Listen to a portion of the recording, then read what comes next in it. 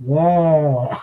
Bom dia, boa tarde, como vão vocês? Olá, estamos começando mais um Conversando com Florescendo Ser. Conversando com Florescendo Ser, o nosso programa semanal, todas as segundas e quintas-feiras ao meio-dia, aqui na nossa página do Facebook. Segunda-feira, conversamos nós três, e na quinta-feira, sempre um convidado muito especial. Antes da gente chamar o nosso convidado, a gente vai dar aqui os nossos recados, certo? Espaço do nosso espaço Florescendo Ser. Assim que a quarentena acabar, já estamos chegando na fase verde em várias regiões do estado. Nosso espaço é na Brigadeiro Luiz Antônio, 2344, Conjunto 116, pertinho da Paulista. Se você quiser ir conhecer o nosso espaço, liga para a gente, fale com a gente, tá? Você tem vários canais para conversar com a gente. Você pode acessar o nosso site florescendoser.com.br, aqui pelo Facebook mesmo, facebook.com/florescendoser. Temos também o nosso e-mail, ok? florescendoser@florescendoser.com.br. Você também acha a gente no Telegram, Florescendo Ser, você consegue encontrar a gente. E tem, lógico, o nosso querido canal no YouTube. Se você se inscrever no nosso canal do YouTube, eu já deixei na descrição aqui da live, na descrição não, eu deixei aqui nos comentários dessa live já, aqui no próprio Facebook, tem um Linktree do Florescendo Ser, você clica lá e acessa todos os nossos canais. No YouTube, essa live, depois que ela é encerrada, a gente coloca ela no nosso canal, com a descrição, com todas as informações do nosso convidado, todas as dicas que ele vier dar a gente.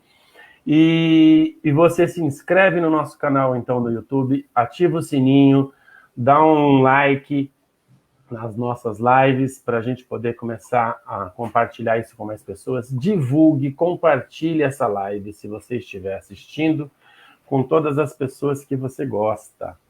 Ok? Eu acho que de informação, gente, já foram todas aqui, não é? É só dizer o seguinte, gente, essa semana, na segunda-feira, feriado, nós não tivemos a nossa live, mas já estamos preparando uma live bem bacana, que o tema da live de segunda-feira será o meio ambiente começa no meio da gente.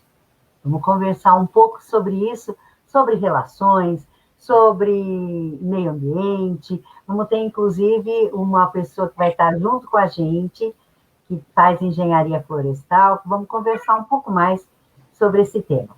E como a gente adora... É só um pouquinho, então. Deixa eu avisar aqui o pessoal que, olha, se quiser, a gente tem um banner aqui na nossa página do Facebook, que é o Conversando com o Florescendo Ser, toda segunda-feira. Deixe lá o assunto que você gostaria que a gente falasse com vocês. Beleza? Com certeza. Bom dia, pessoal. Gratidão ao pessoal que já está chegando aí. E aí, gente, vamos começar? Vamos começar? Vamos sim, meio-dia em ponto. Olha, esse convidado realmente é muito especial. A gente, por sinal, está com uma programação de setembro, né? Agosto, setembro, fera, assim, né? Só com convidados super especiais. Gente, a gente hoje vai trazer... Olha, vou primeiro falar o que ele faz. A gente selecionou algumas das coisas que ele faz, tá? Ele é professor de terapias, é massoterapeuta, é fitoterapeuta, aromaterapeuta, quiropata, trabalha com medicina tradicional chinesa, é um grande amante das plantas. Adora fotografá-las e identificá-las. Ele gosta muito de estudar a origem do nome das plantas, o significado dos nomes. Com vocês, Gilson Giombelli. Bem-vindo. Olá, obrigado. Fiquei até com vergonha agora. Gente, eu só queria pontuar uma coisinha. O Gilson é o meu professor lá na Humaniterapia e eu estou para conhecer uma outra pessoa tão generosa quanto ele. Pronto, falei, vamos começar então. Obrigado pelo convite, obrigado. Gilson, dentre todas essas coisas, não é, que você faz, a gente escolheu conversarmos hoje sobre uma coisa que eu acho que faz parte da vida de todo mundo, né? Que é a fitoterapia. Todo mundo tem um chazinho que a avó já deu, que a mãe já deu, todo mundo tem a receitinha de um chazinho da vizinha. E aí a gente falou, puxa, que legal, vamos falar um pouco mais dessa maravilha que a natureza traz para a gente. Então, vamos começar. A gente gostaria de saber primeiro qual que é a importância da fitoterapia e o que é que faz um fitoterapeuta. Bom, quando se fala de importância, né, basta dizer que a própria Organização Mundial da Saúde, né, ela incentiva, né, os estudos, né, em relação às plantas medicinais, né, e, na verdade, assim, ela valoriza muito essa coisa do uso tradicional, não do uso popular, né, só para contar para vocês, né, quando a gente fala daí do uso tradicional, a gente, no Brasil, a gente tem aí uma relevância muito importante, né, tem um aspecto importantíssimo aí nível mundial, porque a gente tem uma flora pequena, né, 20% das espécies do mundo, elas estão aqui, só para imaginar, as espécies vegetais, né, e a gente tem, além associado dessa riqueza que a gente está colocando fogo em tudo, né, que é uma coisa triste de ver, né, a gente tem né, algumas culturas muito importantes, né, a gente pode citar, por exemplo, a cultura indígena, né, com toda a tradição que ela tem na utilização de plantas medicinais, das outras culturas, né, a gente vai lembrar que a gente teve a colonização da cultura africana, né, que faz parte aí também na utilização de plantas. A gente tem muita cultura europeia, né, que quando vieram para cá os imigrantes, eles trouxeram muito conhecimento.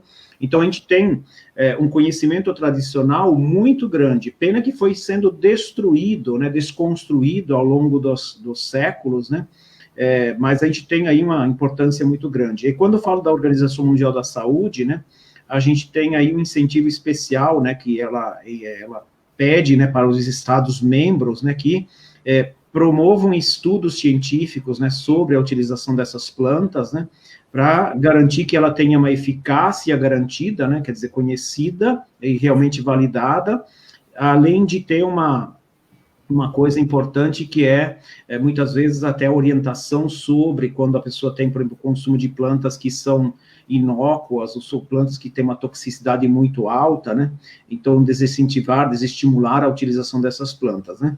E o Brasil, graças a Deus, a gente já tem uma política nacional aí de fitoterápicos, né, de plantas medicinais e fitoterápicos. A fitoterapia faz parte aí das PICs, né, que são as práticas integrativas e complementares que estão sendo aplicadas no SUS, né, a gente já tem muitos municípios já que têm esses programas, né, de implantação de terapias complementares e integrativas, né, dentro do SUS, então a gente já tem muitos municípios que têm a fitoterapia também como uma prática já integrativa, onde a população pode ter acesso, né. Que legal isso. Gilson, então, e o que faz, então, um fitoterapeuta? Não é qualquer pessoa que vai dando a receitinha, né? O fitoterapeuta, na verdade, vem com PH, fitós, né, do grego, quer dizer plantas, né, e terapia, né, quando a gente fala de terapia, a gente tem aí umas definições bem amplas, né, mas são pessoas que são especializadas, né, que conhecem muito bem as plantas e que conseguem trabalhar com as plantas medicinais, né, então, o que faz um fitoterapeuta, né, um fitoterapeuta estuda muito, né, plantas medicinais, e ele sabe exatamente, né, às vezes a partir de uma avaliação médica ou de uma constatação que a pessoa não está bem, o fitoterapeuta ele pode recomendar, né, fitoterápicos, né, se for um fitoterapeuta, porque aqui no Brasil a gente tem, do ponto de vista oficial, tem algumas pessoas que podem recomendar, então são os fitoterapeutas, né, e a gente tem alguns profissionais que podem prescrever, né, que são os médicos, né, os médicos eles têm aí um rol grande de plantas que são exclusivas dos médicos, né, hoje em dia, fitoterapia no Brasil é considerada medicamento, né, e tem os nutricionistas que podem prescrever também o restante das plantas, né, e tem os farmacêuticos também, né. Que bacana, que bacana.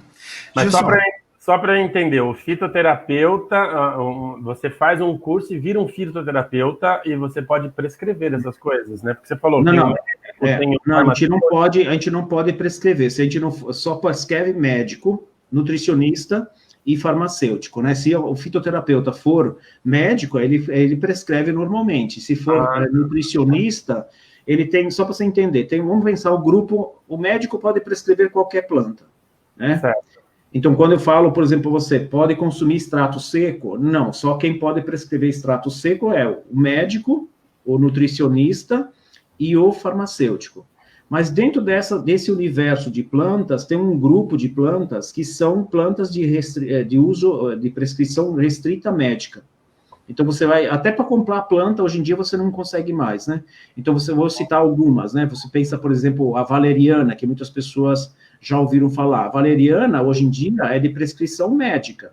A equinaceia, uma planta para imunidade, é prescrição médica. O farmacêutico e o nutricionista não podem prescrever.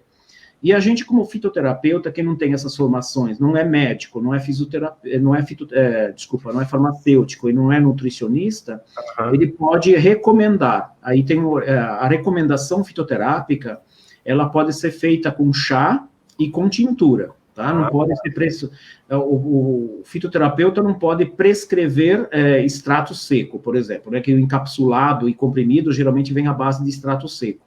Então, ele pode até fazer uma recomendação até tintura. Então, chás e tinturas, né? Legal. Legal, esclarecido já. Gilson, fala pra gente, quais são os conceitos que fundamentam essa terapia e onde se concentram os princípios ativos nas plantas? Bom, como conceito, a gente daria para ficar o dia inteiro para discutir aqui, né? Mas vamos lá. Olha, nós estamos em casa de pandemia, ninguém tem compromisso. Vamos pensar assim, né? A primeira coisa importante a gente saber, né? O que diferencia qualquer vegetal, né? O que é uma planta medicinal? Né? Uma planta medicinal é todo vegetal que possui alguma substância com finalidade terapêutica, né? Então, aqui a gente já tem uma definição dizendo assim, não é toda planta que é medicinal. Tem plantas que não têm substâncias, que não têm finalidade terapêutica, logo não são plantas medicinais. Podem ser plantas para jardinagem, podem ser plantas para a gente ter reflorestamento, podem ser plantas aí que têm função de sombra, sei lá, qualquer outra coisa, ou vegetação mesmo, né? Mas a gente tem as plantas medicinais, elas têm que ter alguma substância com finalidade terapêutica. O segundo conceito importante, que substâncias são? Que tipo de substância, Gilson? Bom, quando a gente estuda, né, a gente faz sempre a distinção entre dois tipos de substâncias. A gente tem as substâncias primárias e as substâncias secundárias. Gilson, o que é uma substância primária? É aquela substância que a planta usa para viver. Então, quando a gente pensa, por exemplo, em nutrientes, vitaminas, sais minerais, proteínas, lipídios, né? Sais minerais, tem dentro das plantas. Essas substâncias, elas são chamadas de substâncias primárias, que a planta usa para ela viver. Não necessariamente são todas as proteínas que a gente tem no nosso corpo. Às vezes são proteínas um pouco diferentes que a gente precisa, né? Tem aminoácidos diferentes na natureza e que a planta precisa para viver. Então, essas substâncias que a planta utiliza para viver, são chamadas de substâncias primárias e não são princípios ativos. Quando a gente pensa em princípios ativos, as plantas, elas têm uma coisa interessantíssima, né? Elas conseguem se relacionar com o meio aonde elas vivem. Aí alguém vai dizer assim, você deve ser louco, né? Planta não fala, né? Espera um pouquinho que eu te conto. Se você tiver um tempinho, a gente conta, a gente conversa, né? Só para vocês imaginarem, já tem estudos científicos mostrando, né, que nem no Japão, né? O que os japoneses começaram a perceber? Né? Que as pessoas que tivessem contato, convivência com florestas, com matas, fizessem passeios nesses locais, as pessoas viviam mais. E aí a pergunta era, por que as pessoas vivem mais? É porque a pessoa desestressa? É porque... Aí o que foi descoberto? Que as plantas, elas liberam óleo essencial, por exemplo. O óleo essencial é uma planta, é uma substância aromática, né? E aí você vai começar a estudar, as plantas liberam essa substância aromática para quê? Se a gente tem um manjericão em casa, a gente consegue entender, né? O manjericão, geralmente, a folha é bastante aromática, né? E é difícil a gente ver bichinhos em cima comendo as folhas. Por quê? Ela usa como prevenção, é um preventivo, né? Para inibir a destruição dessa planta. Se a gente pega, por exemplo, a flor ela tem um outro aroma. Então, a gente vê que vem um monte de insetos, mas não são os mesmos insetos que destroem as folhas. Então, esses insetos são atraídos para o manjericão para fazer polinização. Então, geralmente, né, as substâncias que são produzidas aí pelas plantas, que são chamadas de substâncias secundárias, são substâncias que a planta produz para ela se relacionar com o meio, desestimular a utilização. A gente vai lembrar, por exemplo, plantas amargas, né, que são os alcaloides, plantas taninosas, que a gente vai lembrar, por exemplo, o caju, né, se a gente pegar um caju meio verde e tentar comer, chega a dar até dor no estômago, né, ele te sufoca, você não consegue nem respirar, né, ele vai te sufocando. E a mesma coisa acontece com o inseto. Então, é um aviso, olha, não me coma que você vai se ferrar. E além de outras substâncias, né? Então, essas substâncias são chamadas de substâncias secundárias, né? E essas substâncias, né, quando a gente pensa aí na utilização, são substâncias que elas têm sempre alguma finalidade. Por exemplo, quando você pensa o caju, né? Aquela coisa de adstringência, né? Se eu pego essa substância, eu aplico sobre uma pele que esteja oleosa, eu vou tirar toda a oleosidade, porque vai fechar os poros, ele estreita tecidos, né? Se eu aplico sobre uma ferida, Gilson, daria para pegar um caju verde e colocar sobre uma ferida? Daria, ele funciona, ele ajuda no processo de cicatrização, porque a substância tem uma finalidade terapêutica, né? Se a gente vai tomar um suco de caju, por exemplo, quando a gente está com diarreia, né? Ela vai parar a diarreia. Então, essas substâncias são produzidas sempre pelas plantas para se relacionar com o meio. Voltando à história do Japão, né? Quando os japoneses começaram a estudar os óleos essenciais, né, aí liberados nas matas, eles descobriram, por exemplo, que tem algumas substâncias que são comunicação entre plantas. As plantas não falam, a gente não ouve, a menos, né, mas elas podem ser sensibilizadas por substâncias. Olha que coisa maluca, né? A gente vai lembrar que tem uma pomada aí que o pessoal bate quando tem pancada e passa, né, que tem um cheiro de cânfora, né? Tem uma substância chamada salicilato de metila, né? O salicilato de metila, em algumas plantas, ela é liberada, essa substância, quando a planta é atacada por algum fungo, algum inseto. E aí, o que a planta faz? Ela consegue sensibilizar o vizinho, dizer assim, ó, se prepare, porque os bichinhos estão me comendo aqui. Começa a fabricar veneno aí. E aí a planta começa, ela é avisada, ela percebe, e ela começa a produzir substâncias venenosas dentro dela. Só para vocês imaginarem, né, tem, até se alguém tiver curiosidade, né, é só ir lá no YouTube e colocar o Reino das Plantas, né, tem um episódio, acho que é da BBC, que mostra, assim, do Reino das Plantas, a relação, que tem uma planta no deserto, que ela nasce depois de uma queimada, né, então ela começa a nascer, e ela não tem nada de veneno. Aí vem uma lagarta e começa a comer, né? E aí a folha começa a liberar tanta nicotina que a lagarta é paralisada e ela cai da planta, só para imaginar a brincadeira. Mas ela só produz quando a lagarta é atacada, quando a lagarta começa a atacar. Porque a planta, ela gasta uma energia desgramada para conseguir produzir fabricar essas substâncias, né? Então, ela começa a liberar substâncias, né? A gente vai lembrar, por exemplo, eu gosto muito das maçãs, né? Todo mundo sabe que a maçã, muitas vezes, é bem colorida, né? E tem maçãs lá que não tem cor nenhuma. Você fala, qual que é melhor, né? Geralmente as pessoas escolhem as branquelas, né? Eu prefiro escolher sempre, quanto mais vermelho, melhor. E aí você fala, mas... medo da Branca de Neve, né? Vai muito vermelha, pode ter o veneno da bruxa. Né? Por que a vermelha é mais vermelha, né? Porque ela tem mais pigmento? Porque aquela maçã, ela estava mais no sol, né? E é um pigmento que ela produz para se proteger do sol, da queimadura do sol, né? Quando a maçã está no meio das folhas, ela fica esbranquiçada, né? Porque ela não precisa produzir essa substância para se defender do sol. Então, tudo pode ser estímulo. Falta de água, excesso de água, plantas vizinhas, né? São todos estímulos para a planta produzir substâncias para se relacionar com o meio. Então, esse é um conceito importante, né? Dentro das plantas, nós temos substâncias que podem provocar alterações dentro do nosso corpo.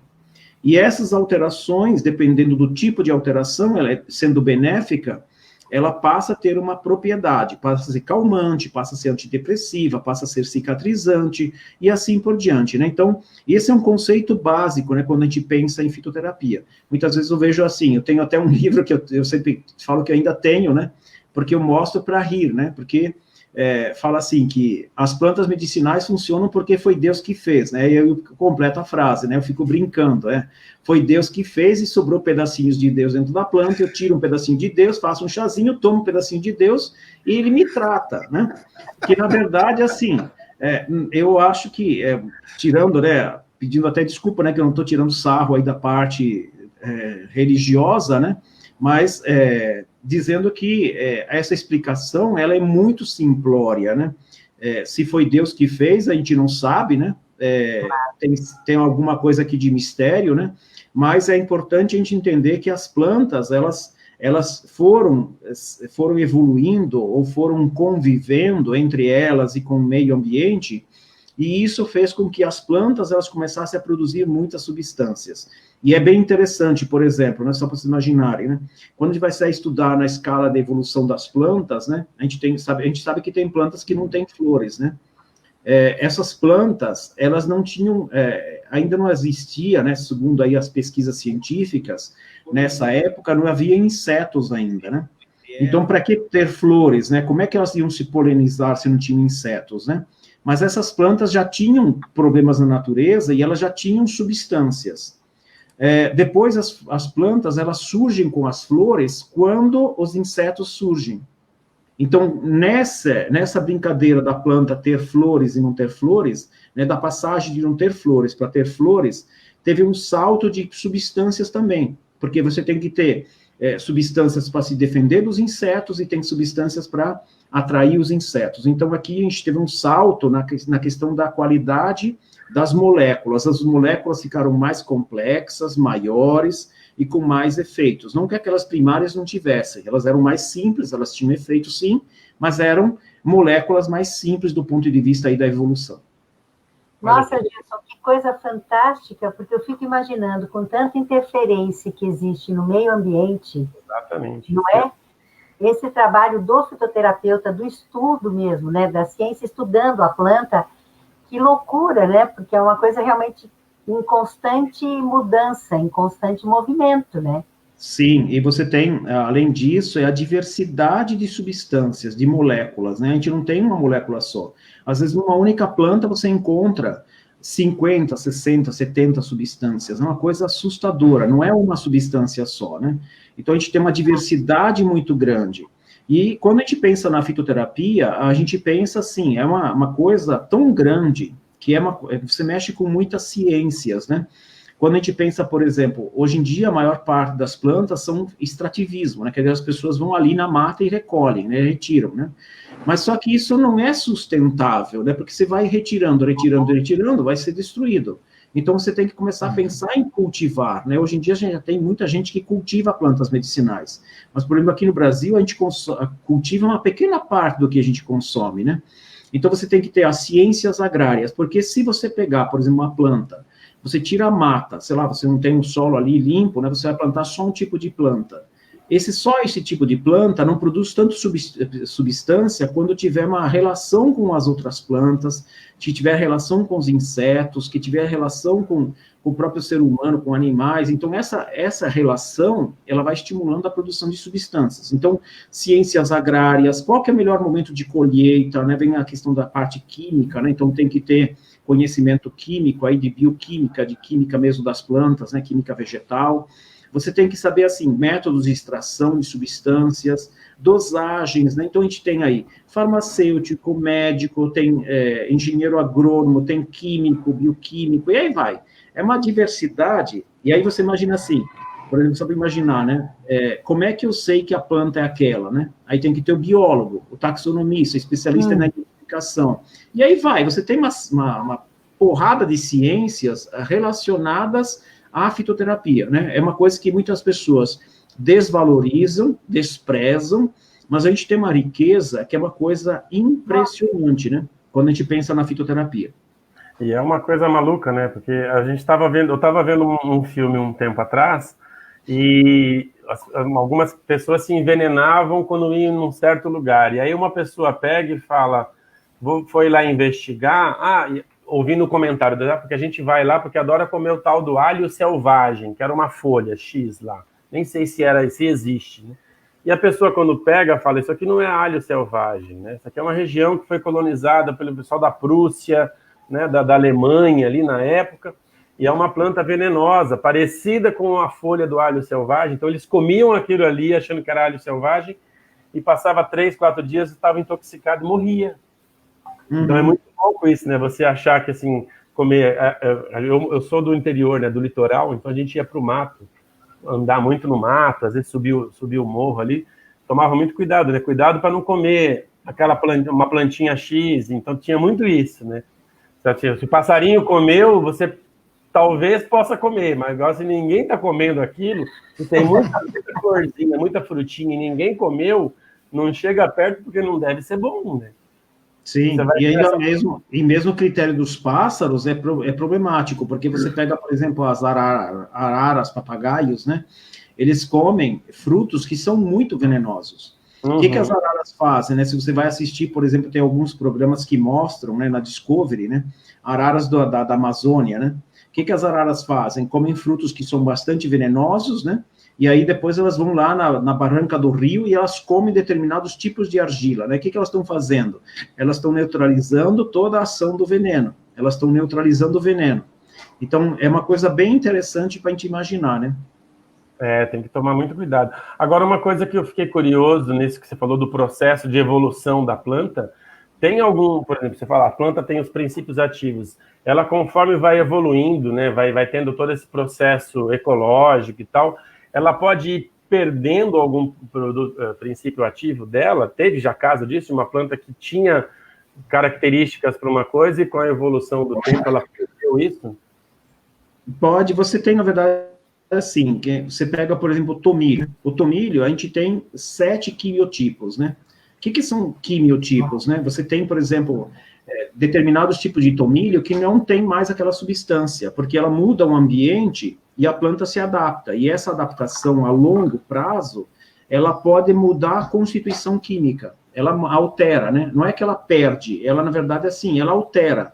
Porque se ela, vamos imaginar, por exemplo, não sei por que muda, né? Mas vamos imaginar, por exemplo, você pega um clima mais frio, mais quente, né?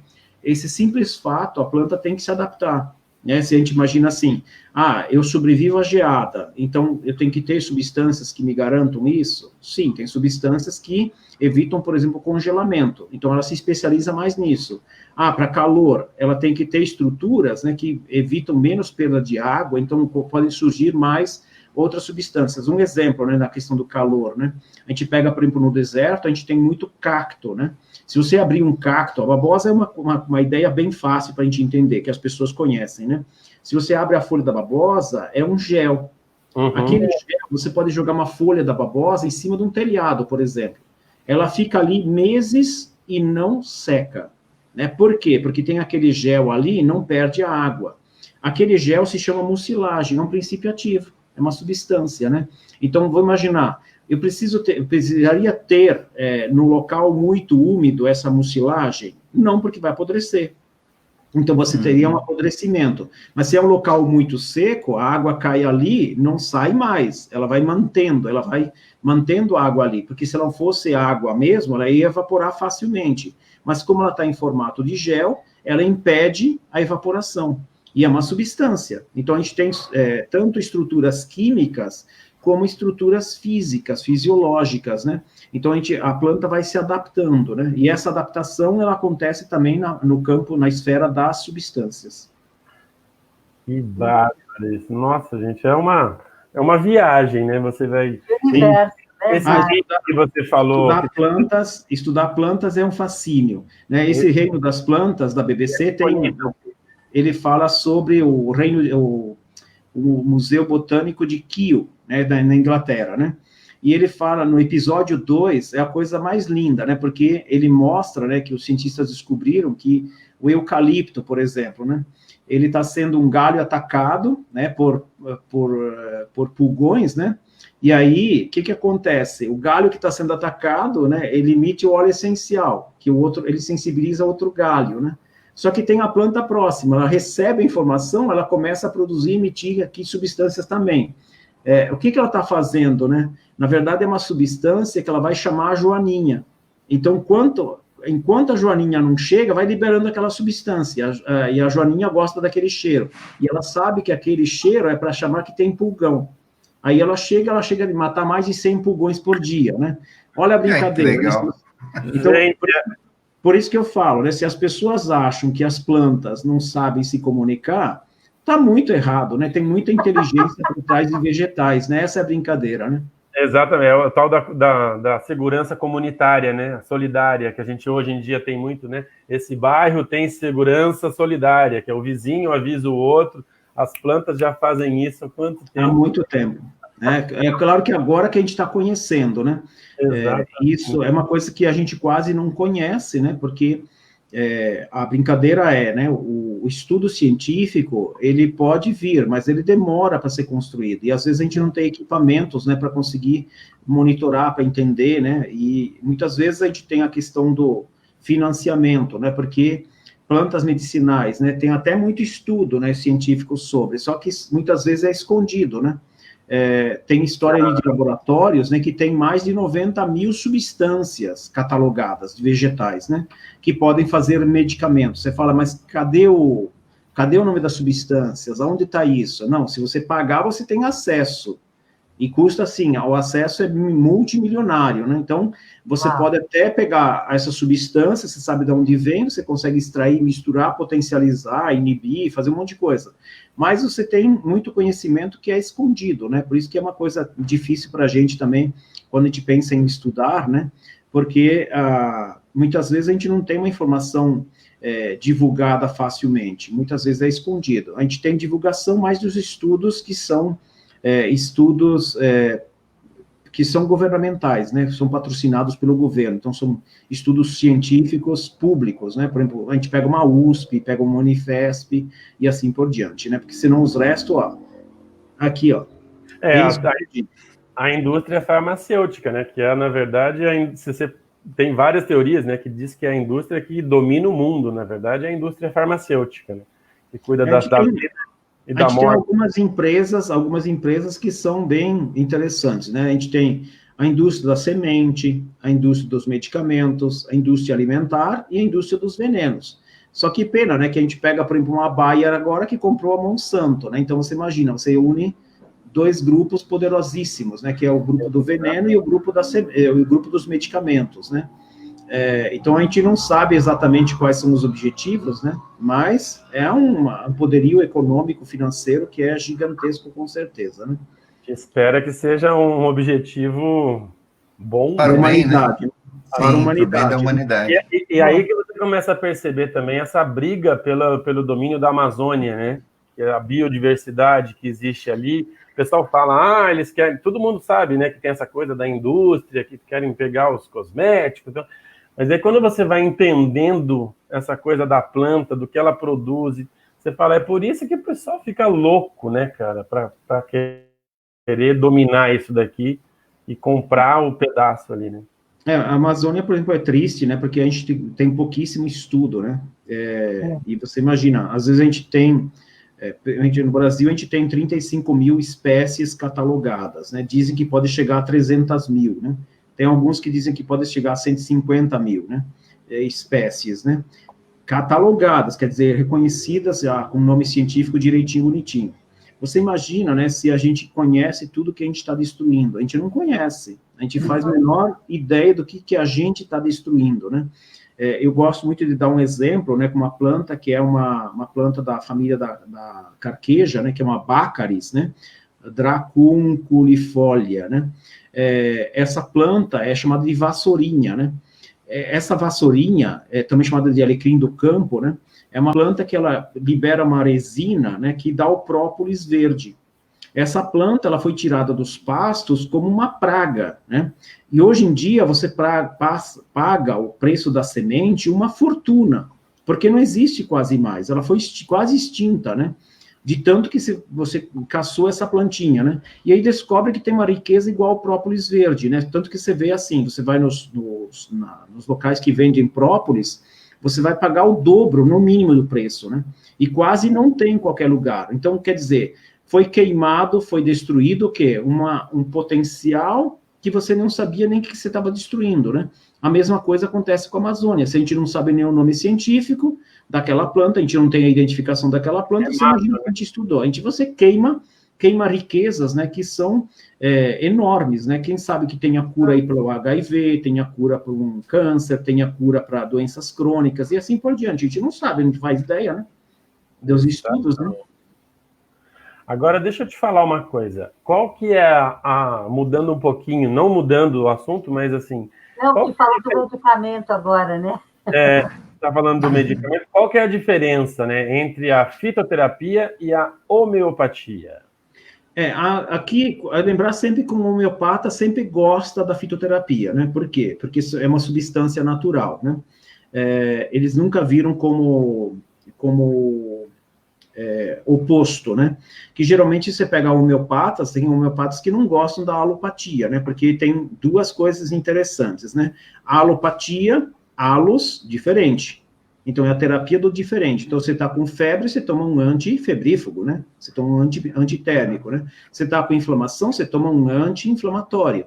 Você está com depressão, você toma um antidepressivo.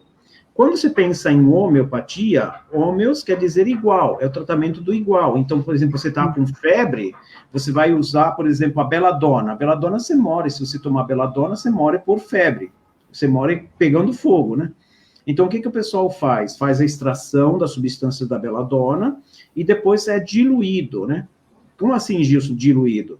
A homeopatia, ela não é escala de substância, ela é escala de energia. Então, você tem o medicamento, ele vai pegar a escala de substâncias, então, 1 ml é mais fraco do que 2 ml. 3 ml é mais poderoso do que 1 e o 2, né? E assim por diante. Ou miligramas, por exemplo, se eu tenho 1 miligrama da substância, 2 miligramas é mais poderoso.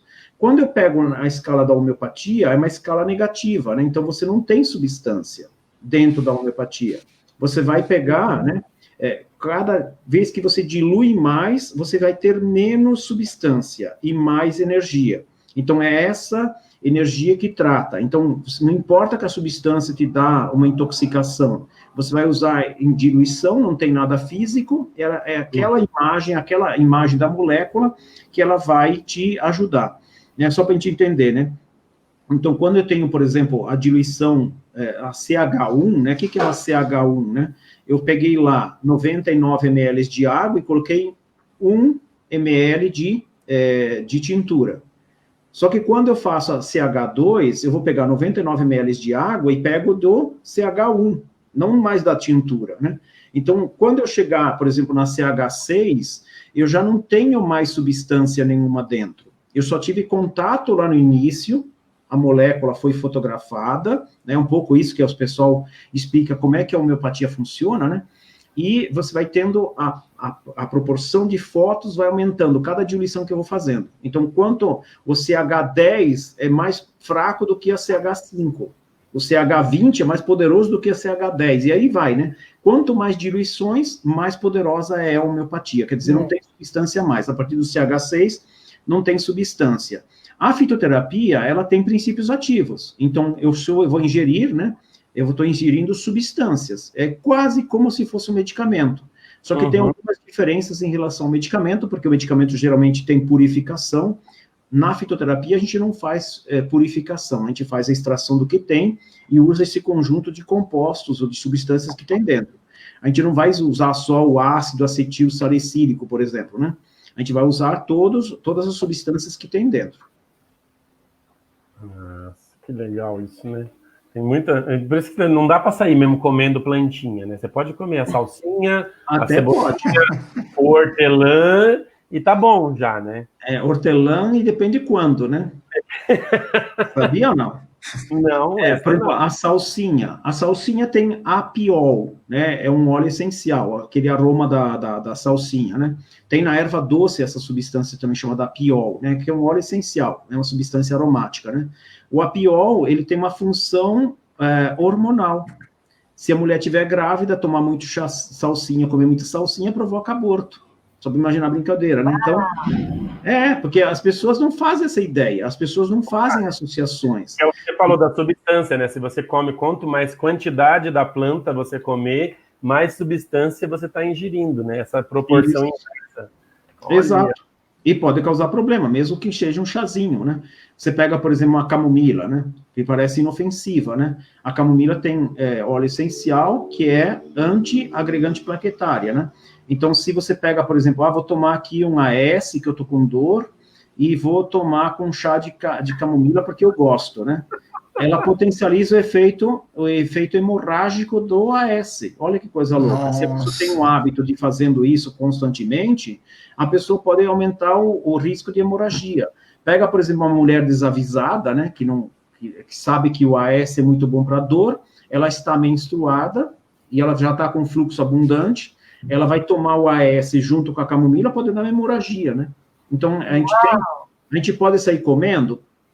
Pode, né? Pode. Mas, mais ou menos. Mais ou menos. Quando a gente tem conhecimento, fica mais difícil, né? Você sair, né? Fazer coisas absurdas se você não tem muito conhecimento, né?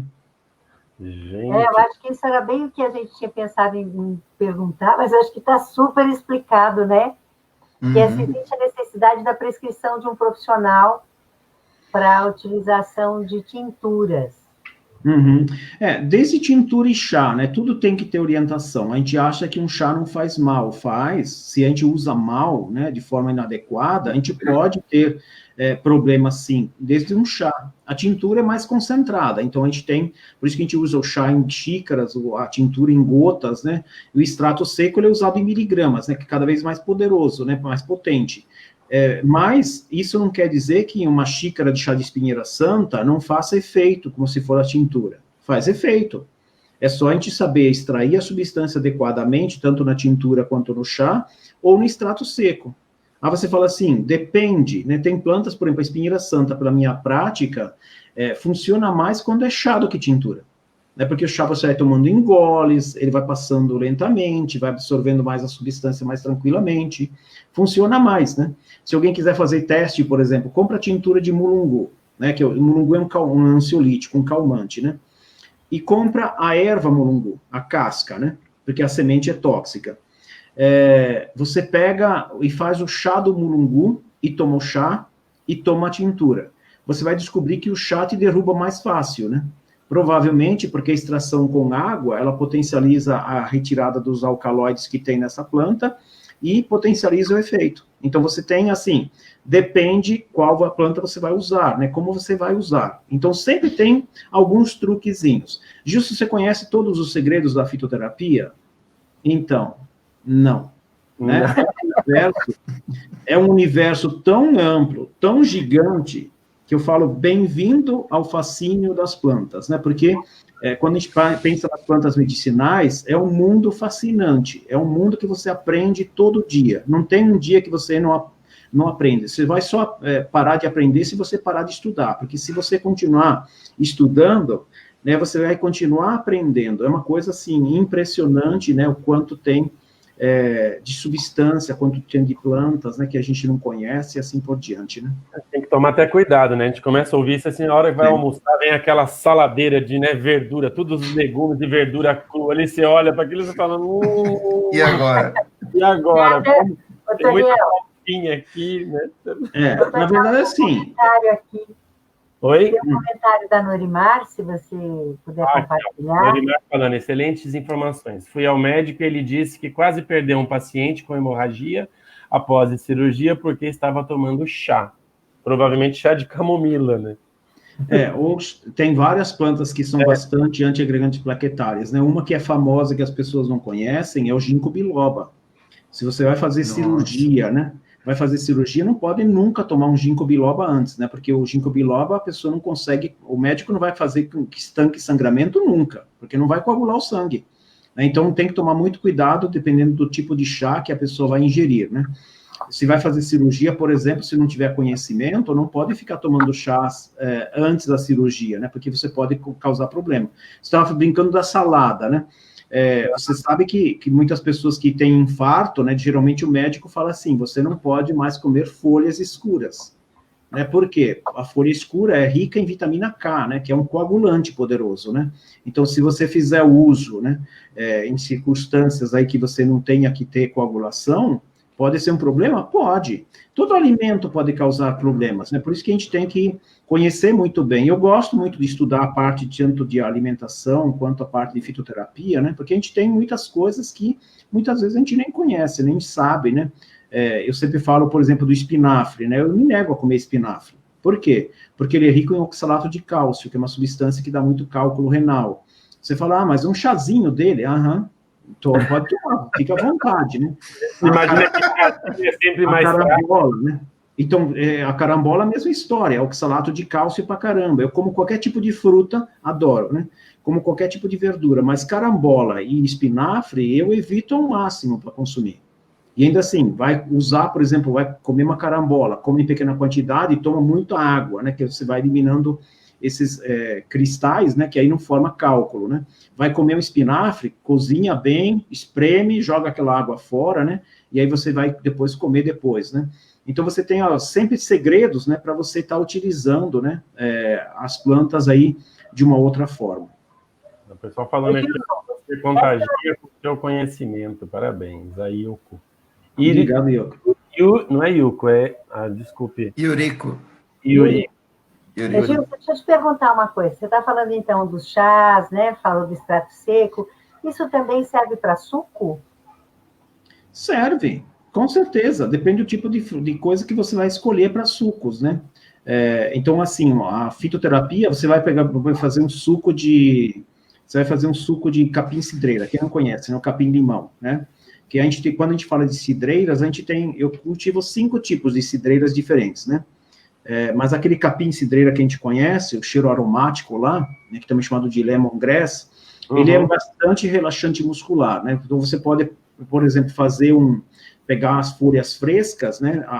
Até o talo dela é muito legal. Você pode liquidificar, coar bem coado, né? Porque ele fica com a fibra, né? Isso, fica com a fibra que ele pode causar problema estomacal. Então você tem que filtrar, né? Passar num pano bem fininho ou numa peneirazinha bem fina, porque aí não passa esses filamentos, né? E aí você vai tomando o suco. Você imagina, você desaba, né? Porque ele amolece toda a musculatura. Se você tiver, por exemplo, uma cólica intestinal, faz um suquinho desse e toma para você ver.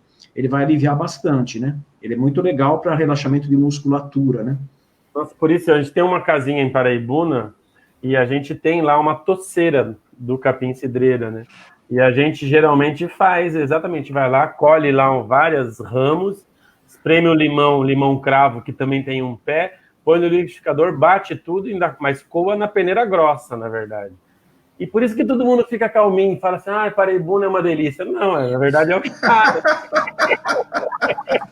Pode trazer mais suquinho, venha. Começa a falar mais puxadinho, né? Tá me dando soninho. Aquela leseira, depois do almoço, aquela leseira. Então vamos ficar por aqui, né? Você falou da diluição de algumas coisas. Uma vez eu tenho pressão alta, né?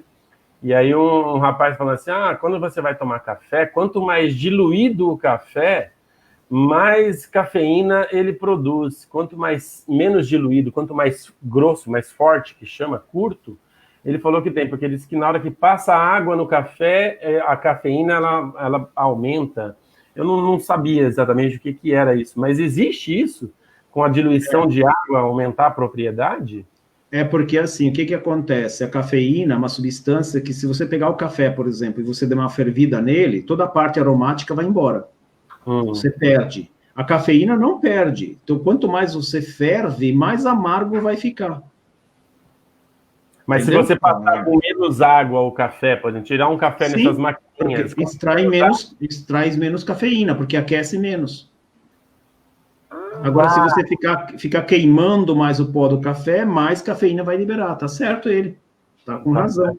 Se a gente colocar o cafezinho mais fraquinho, com muita água, na verdade, tem menos cafeína. Na verdade, não. Né? Não, tem mais. Tem mais cafeína.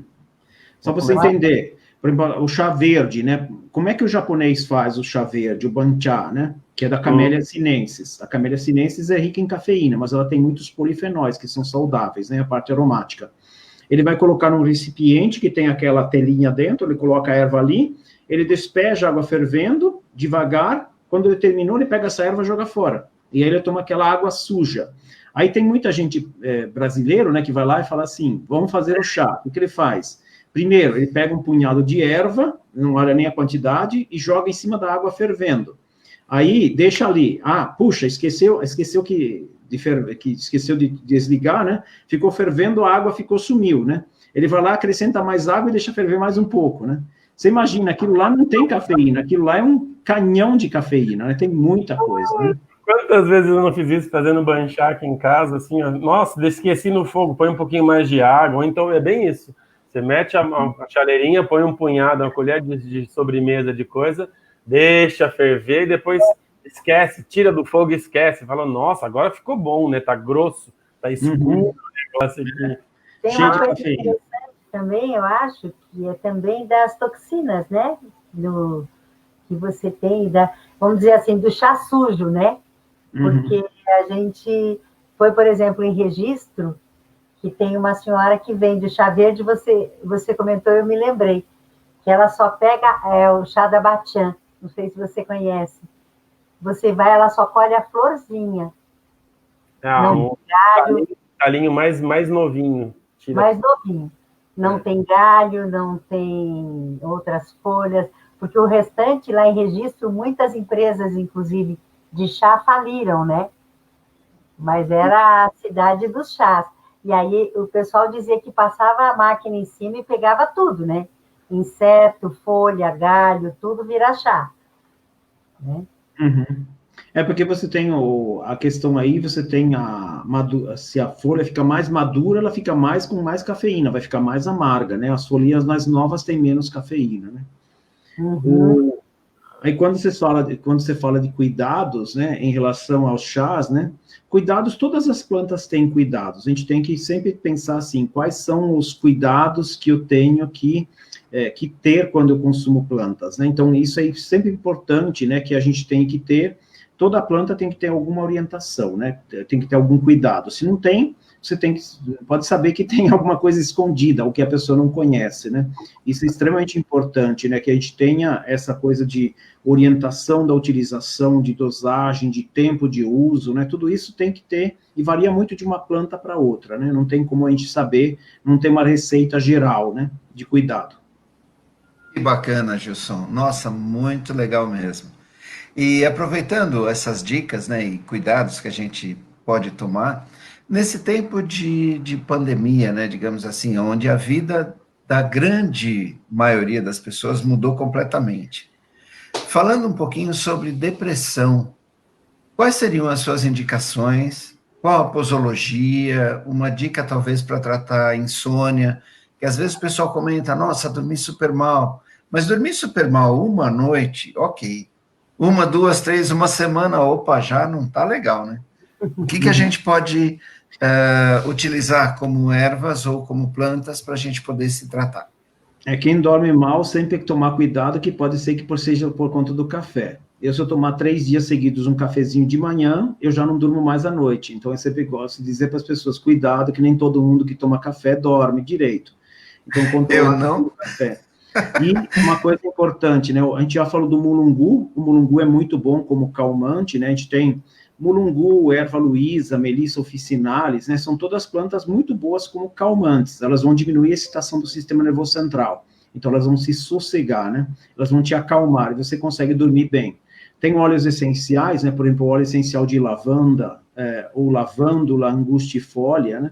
é uma lavândula que é muito boa como calmante. Você põe umas gotinhas na coluna e você espalha, faz um pouco de massagem, um pouco de gotinhas no peito, né? Você usa umas 4, 5 gotinhas, você vai ver que você dorme a noite inteira, né? É uma planta bastante calmante, ansiolítica, né? Diminui bastante a ansiedade. Quando a gente fala de plantas para depressão, a gente tem que sempre tomar cuidado que todas as pessoas, ou a grande maioria das pessoas, né, acham que a planta calmante é boa para depressão. Só que a palavra depressão quer dizer pressão para baixo, a pessoa já está apática, não tem ânimo nenhum, né? Então, se a gente der uma planta calmante, a pessoa não consegue levantar. Então, a gente pode até dar, mas em dosagens pequenas, quando a pessoa, por exemplo, não consegue dormir, né? Porque às vezes a gente tem depressivos que não conseguem dormir. Se não for o caso, você já dorme demais, você imagina o que acontece se você der um calmante.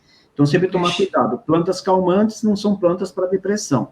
Plantas para depressão são plantas que vão estimular, que elas vão aumentar a atividade, vão te dar uma sensação de bem-estar, né? Eu gosto muito de uma planta chamada Hipericum perforatum, que o Hipericum perforatum é uma planta antidepressiva. É a erva de São João americana, né? Até eu gosto, né, como a Nilvana falou primeiro de nomes científicos, né? Hipericum vem de hiper, que é acima, né, em cima, e eicum é foto, imagem, né? Essa planta era colocada na Idade Média sobre as imagens de São João, por isso que chama erva de São João americana, né? E perforatum vem porque a folha é toda perfuradinha, ela tem vesículas de óleo essencial, quando você olha na luz, você consegue ver que a luz passa, né? Fica aqueles pontos brancos, esbranquiçados, né? E Hipericum era, assim, acima do imaginado, e aquilo que protege dos demônios, né? Porque você imagina, né? Eles achavam que ela tinha esse efeito protetor, né? Eu falo assim, poxa, a depressão realmente é um grande demônio, né? Você imagina, se tem uma planta que ela ajuda a tratar a depressão, né? Você imagina como que a pessoa fica, né? Depois eu tenho 2 manjericões que eu gosto muito para depressão. Eu gosto muito do manjericão cravo, né? Ou também chamado de alfavaca cravo, porque ela tem um cheiro de cravo. Ela tem uma substância chamada eugenol, que tem pesquisa científica mostrando que essa substância chamada eugenol, ela tem atividades antidepressivas. Então, a gente tem essa substância chamada eugenol, tem no manjericão cravo, que é o Ocimum gratissimum. A gente tem no Ocimum sanctum, né, que é o manjericão sagrado, ele também é muito bom para depressão.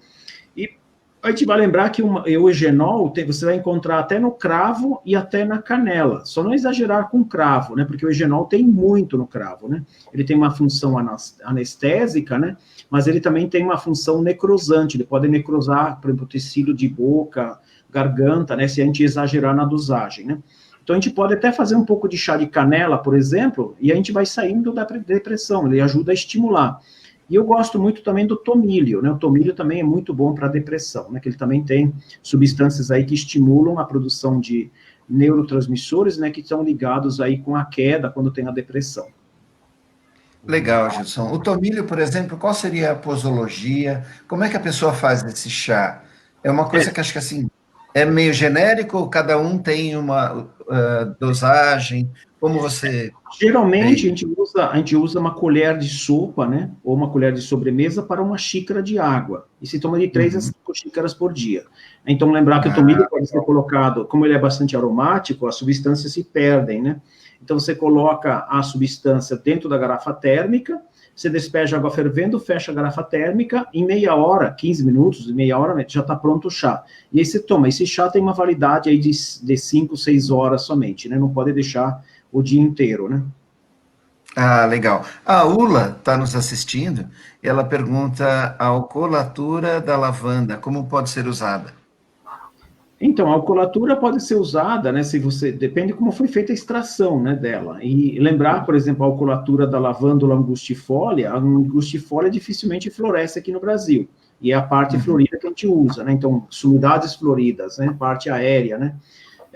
A alcoolatura é feita com a folha, com álcool, né, a pessoa coloca no álcool e toma em gotas, né, mas tem que observar qual é a lavândula, né, porque tem lavândulas que tem muita cânfora, né, por exemplo, a lavândula dentata, né, e a gente pode ter problemas, porque lembrar que a cânfora, por exemplo, ela tem atuação sobre a região hemisfério cerebral, né, E aí a gente pode, por exemplo, pessoas que tenham ataque epilético, ela acrescenta, né, pode aumentar os ataques epiléticos, né, as convulsões nas pessoas, né. Mas pode ser usada a tintura, se a pessoa já tem a tintura, pode ser usada em gotas, né, pode ser tomado, né, embora pode ser feito chá mesmo, né. E tem uma coisa também da cânfora, né, que quem se trata, por exemplo, com homeopatia, quando você cheira alguma coisa com cânfora, ele corta o efeito do remédio homeopático, né. Os nossos médicos de homeopatia falam, quando você quer trocar um medicamento por outro, de uma hora para outra, você pega uma cânfora, cheira, corta todo o efeito daquele remédio anterior. Você imediatamente. Cuidado com isso também, né? Isso, porque pode perder o efeito do medicamento, né? Exatamente. No caso homeopático, né?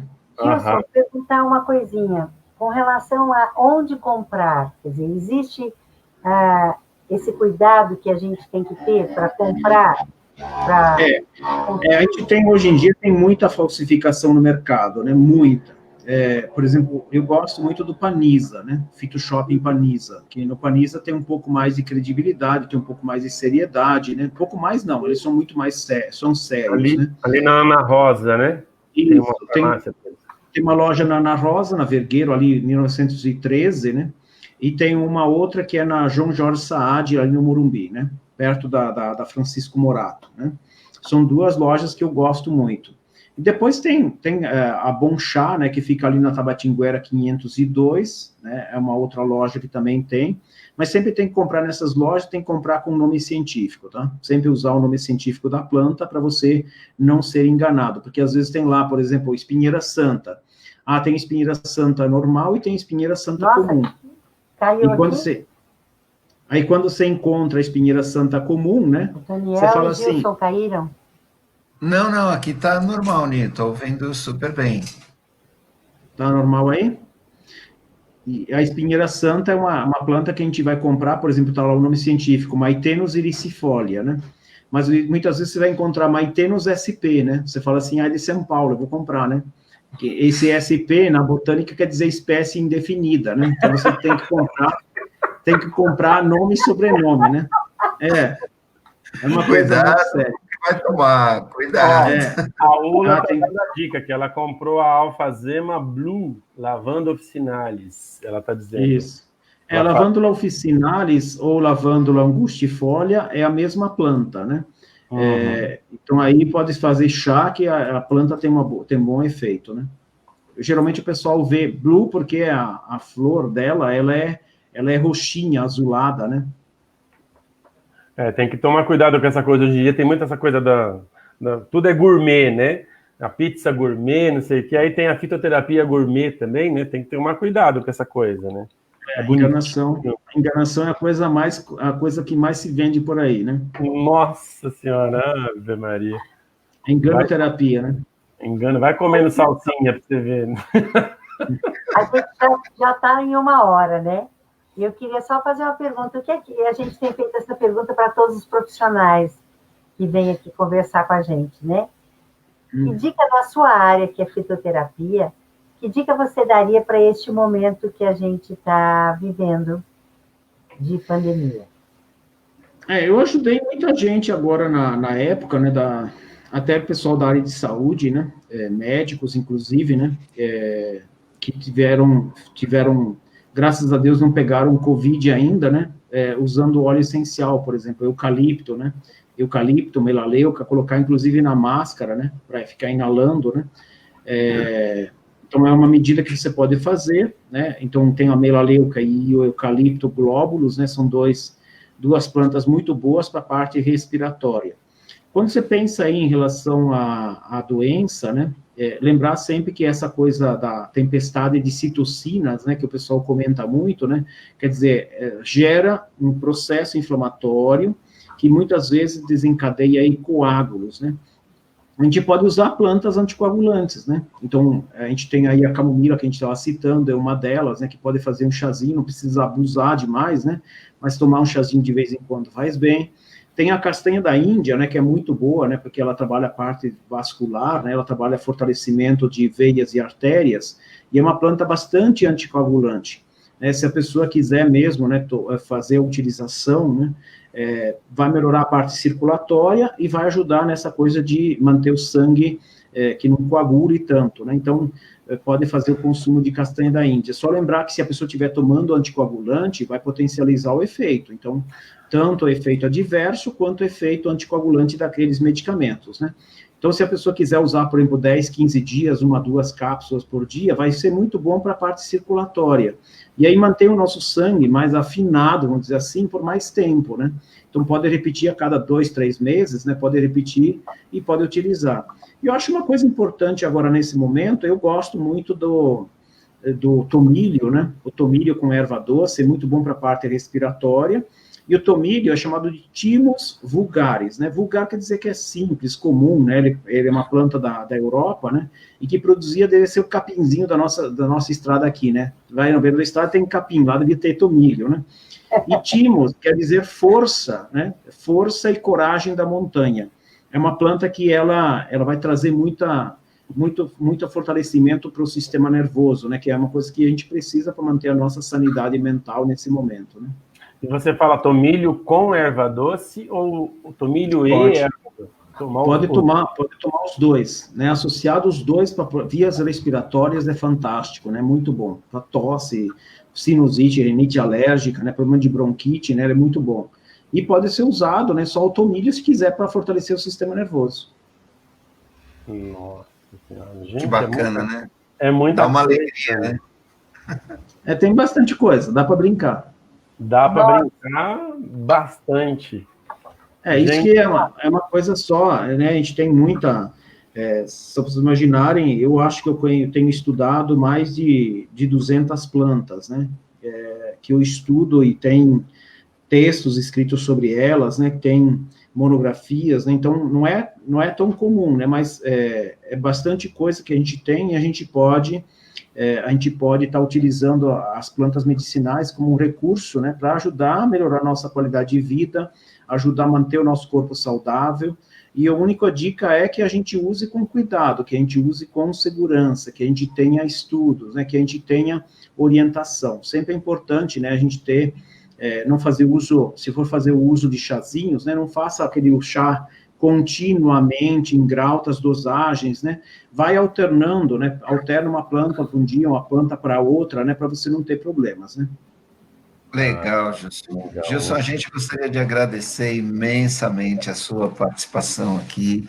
Só que antes, a gente queria saber o seguinte: dá uma dica para a gente, uma última dica, de cursos. Aonde a gente pode fazer um curso contigo sobre a utilização das plantas medicinais para melhoria da qualidade de vida, seja para qualquer tipo de enfermidade, enfim. Ou até para curiosidade, né? Se a pessoa tem só curiosidade de entender. É verdade. De saladas, assim, por exemplo. Pelo meu nome, vocês podem me encontrar também no YouTube, né? Gilson Giombelli Terapias Naturais. Tem um canal onde eu ensino a identificar plantas, né, e falo um pouquinho sobre a função de cada uma delas, né. No canal da escola, né, Humaniterapia, né, não é humano, é Humaniterapia, vocês vão encontrar muitos vídeos de fitoterapia que eu faço, né, que são vídeos curtinhos, mas são vídeos que traz, assim, algum conhecimento sobre, né. Na própria universidade, né, se vocês quiserem, agora a gente está tendo um curso online, né, mas de tempos em tempos a gente tem sempre cursos lá na universidade, né, uma universidade holística, né, o telefone de lá é 5055-2800, é só ligar lá para a escola e dizer assim, quero fazer curso de fitoterapia com o Gilson, né, e aí quando tiver marcado, o pessoal avisa, né. 5055-2000, é isso? 2800. 2800. 2800. Eu vou deixar. Então, depois a gente deixa essas dicas todas. Antes de eu fazer a descrição da live, que a gente sobe ela para o YouTube, eu peço para você depois passar direitinho para mim o canal do YouTube, essas coisas, para a gente pôr na descrição para as pessoas poderem acessar. Uhum. Não é isso? Gilson, mais uma vez, gratidão a todas as pessoas que assistiram aí a nossa live. Foi um bate-papo muito gostoso, muito gratificante e bastante esclarecedor. Agradeço realmente pela generosidade, como sempre, né? Muitíssimo obrigado. Obrigado a vocês pela oportunidade. Muito obrigado. Foi uma delícia, uma delícia. Obrigado pelo convite. A gente que agradece. Antes de encerrar, então, eu vou deixar aqui umas dicas, né, pessoal?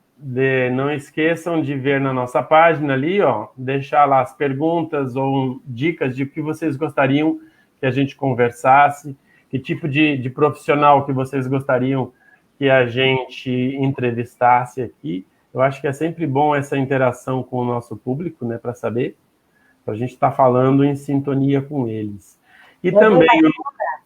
É bacana também dizer que nosso próximo, não a semana que vem, na outra, no dia 24, quem vem aqui é um homeopata, é um médico homeopata.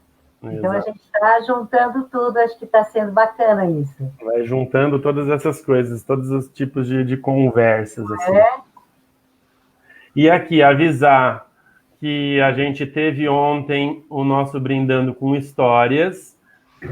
Logo, logo, tem aí já no Facebook, você consegue achar, mas logo, logo também vai estar no nosso canal do YouTube. Tá certo? Não esqueçam de se inscrever no nosso canal. Eu deixei nos comentários aí o Linktree do Florescendo Ser.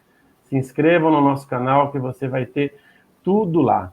Outra dica que eu queria deixar aqui é que eu e a Nivanda somos atores, né? Além do Florescendo Ser, nós temos a nossa prática com as artes. E no sábado agora tem a segunda sessão da Mostra Luar no Ar, Conta Histórias. A gente está fazendo em parceria com a Livraria 97.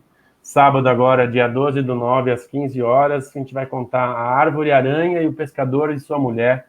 São histórias que o Rubem Alves lançou numa coleção chamada Para Pequenos e Grandes, Histórias para Pequenos e Grandes. É um evento que a gente está fazendo online. Você entra no site da Luar no Ar, eu vou deixar também na descrição. Entra no luarnoar.com.br/mostra e você compra o seu ingresso através da plataforma do Simpla e assiste na comodidade da sua casa no sábado às 3 da tarde, mas essa narração da Luar no Ar não percam, ok? Mais algum recado de vocês? Obrigada, Gilson, mais uma vez. Obrigada. E até a próxima. Obrigado a vocês. Segunda-feira tem mais. Gratidão. Segura um pouquinho só aí, Gilson, que a gente despede de você depois no backstage aqui. Tchau, gente. Uma boa tarde. Tchau. Obrigado. Valeu.